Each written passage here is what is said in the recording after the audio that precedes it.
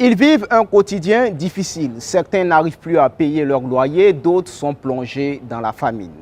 Licenciés par leurs entreprises respectives ou sans emploi depuis l'obtention de leur diplôme, les chômeurs réclament justice auprès des autorités compétentes. Une plongée dans leur quotidien dans ce reportage proposé par toutes nos équipes. Cocody de Plateau, quartier Colombie. Ce matin-là, les casseroles de l'Assina sont quasiment vides. Au menu, de la poudre de manioc.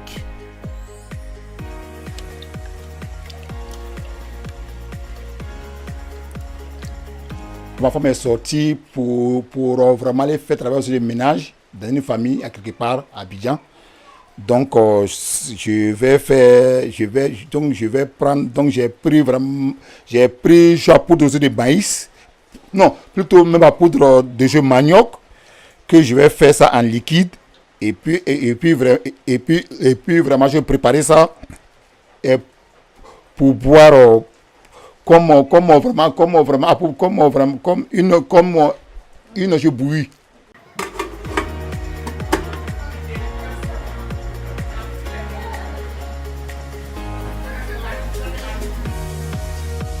Pour avoir exposé dans un média les conditions de vie pénibles des vigiles en Côte d'Ivoire, l'Assina a été renvoyé de son poste. Il a aujourd'hui du mal à joindre les deux bouts. Toutes mes tentatives pour avoir un emploi sont restées sans suite aussi favorable.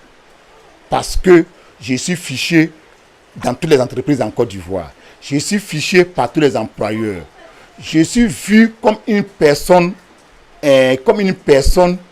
qui est négative pour toutes les entreprises de Côte d'Ivoire, pour mon engagement syndical, pour mon activisme sur les réseaux sociaux et dans les shows médias.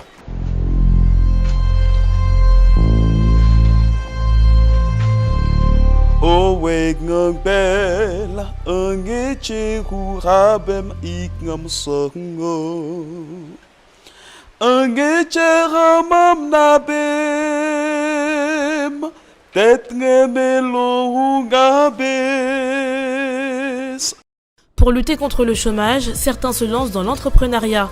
C'est le cas de Vincent, diplômé et sans emploi. Garba, Foufou, Soupe et Aloko sont entre autres les mets qu'il commercialise dans son restaurant. C'est très très dur pour avoir le travail, un boulot à Abidjan, c'est très très dur. C'est pour cela qu'aujourd'hui, nos frères et sœurs vont comme dans l'extérieur pour se tuer, pour se faire du mal cadeau. Pourtant en Côte d'Ivoire, c'est waouh. C'est waouh. Qui cherche, qui trouve. Voilà, j'encourage à ces jeunes-là de faire comme moi. Je vis à l'aise. Je n'ai pas de palpitation de ce que je fais. Si les gens passent et puis me critiquent, moi je ne les vois pas. C'est eux seulement qui me voient. Moi je n'ai pas de problème avec eux. Chauffeur de VTC, artiste chantre, restaurateur, rien n'échappe à cet entrepreneur en quête de pérennisation.